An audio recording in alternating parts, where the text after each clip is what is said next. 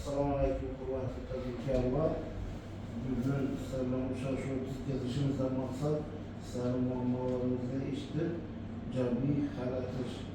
Şu maksatta yer oldu. Eser ruhsat versenize sizlerle muammalarımızı tırmasa ve cabi halatır şeklindesi. Bu için başında olmasa sanayinde beklemek mümkün.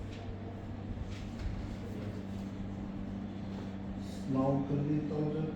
Mesela biz de 312. kararı boşa çarpacak, rivajlandırış boşa 100 milyon son kredi Belki Aliza haberdeyiz mi?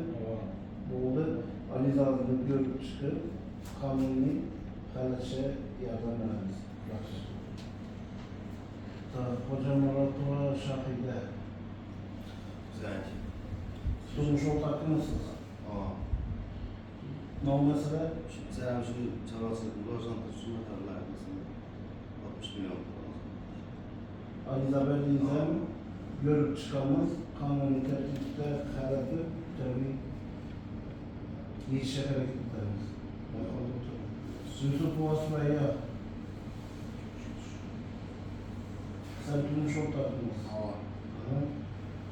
Güzel, şu 60 milyon ödekler.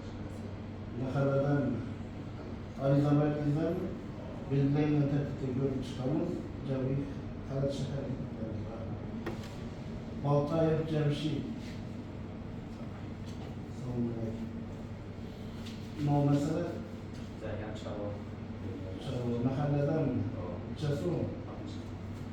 Aliza verdiğiniz zaman bu belirlenen tertipte görüp çıkıp cami hareketçe hareketler.